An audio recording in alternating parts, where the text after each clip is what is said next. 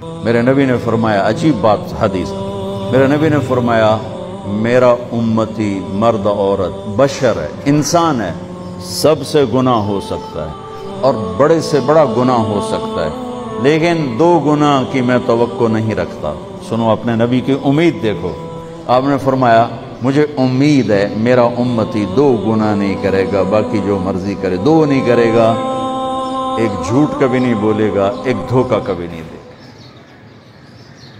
मेरे नबी ने फरमाया, अजीब बात हदीस, मेरे नबी ने फरमाया मेरा उम्मती मर्द औरत बशर है, इंसान है, सबसे गुनाह हो सकता है और बड़े से बड़ा गुनाह हो सकता है, लेकिन 2 गुनाह की मैं तवक्को नहीं रखता।